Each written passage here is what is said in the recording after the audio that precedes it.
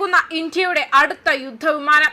Indian വ്യോമസേന അതിന്റെ ചരിത്രത്തിലെ ഏറ്റവും തിരക്കേറിയതും നിർണായകവുമായ ഒരു നവീകരണ ഘട്ടത്തിലൂടെയാണ് കടന്നു പോകുന്നത്.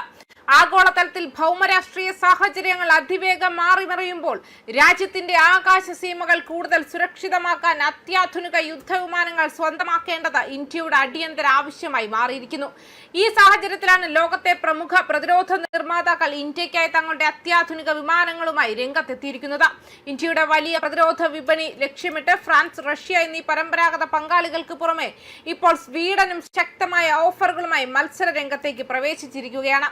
സ്വീഡിഷ് കമ്പനിയായ സാപ് തങ്ങളുടെ ഗ്രിപ്പൻ ഈ യുദ്ധവിമാനം ഇന്ത്യക്ക് വാഗ്ദാനം ചെയ്തതോടെ വ്യോമസേനയുടെ യുദ്ധവിമാന ആസൂത്രണ പ്രക്രിയ കൂടുതൽ സങ്കീർണവും എന്നാൽ തന്ത്രപരമായി കൂടുതൽ സാധ്യതയുള്ളതുമായി മാറിയിരിക്കുന്നു.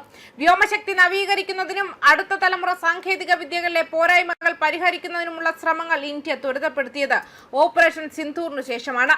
ഈ തന്ത്രപ്രധാന നീക്കം ഇന്ത്യയുടെ മൊത്തത്തിലുള്ള പ്രതിരോധ ഉൽപാദന ശൈലിക്ക് പുതിയൊരു വേഗത നൽകി.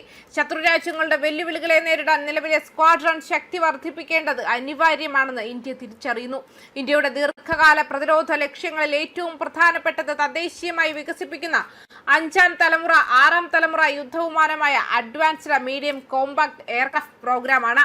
പ്രതിരോധ ഗവേഷണ രംഗത്ത് ഇന്ത്യക്ക് വലിയ പ്രതീക്ഷ നൽകുന്ന ഒന്നാണിത്. എങ്കിലും ഈ വിമാനങ്ങൾ പൂർണ്ണ സജ്ജമായി വ്യോമസേനയുടെ ഭാഗമാകാൻ ഇനിയും വർഷങ്ങൾ കാത്തിരിക്കേണ്ടതുണ്ട്. ഫ്രാൻസിൽ നിന്നും വ്യത്യസ്തമായി Su-57 വിമാനത്തിന്റെ സോഴ്സ് കോഡ് പങ്കിടാമെന്നും സാങ്കേതിക വിദ്യ കൈമാറ്റം ചെയ്യാമെന്നും റഷ്യ സമ്മതിച്ചിട്ടുണ്ട്.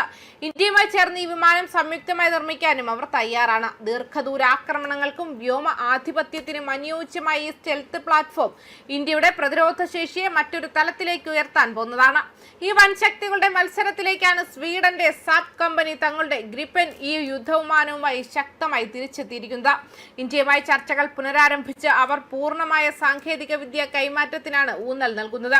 ഇന്ത്യക്കുള്ളിൽ തന്നെ വിമാനത്തിന്റെ പ്രാദേശിക ഉൽപാദനം, അറ്റകുറ്റപ്പണി, ഭാവി നവീകരണങ്ങൾ എന്നിവ സാധ്യമാകുന്ന രീതിയിലാണ് സ്വീഡന്റെ ഓഫർ.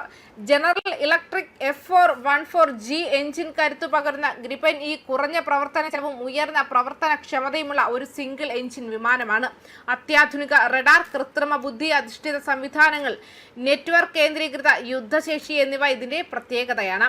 തകർന്നതോ തയ്യാറെടുപ്പില്ലാത്തതോ ആയ ചെറിയ റൺവേകളിൽ നിന്ന് പോലും പറന്നുയരാൻ ഇതിന് കഴിയും. സ്വീഡന്റെ ഓഫർ ഇന്ത്യയുടെ മേക്ക് ഇൻ ഇന്ത്യ പദ്ധതിക്ക് വലിയ ഊർജം നൽകുന്നതാണ്.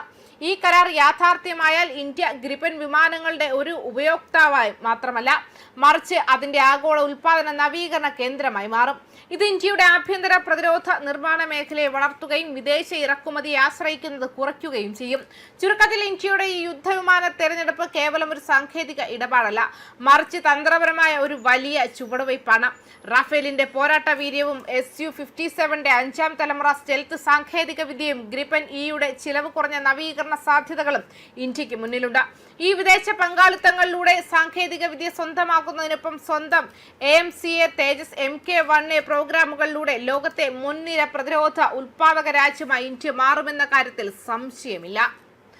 ന്യൂസ് ഡെസ്ക് കർമ്മ ന്യൂസ്.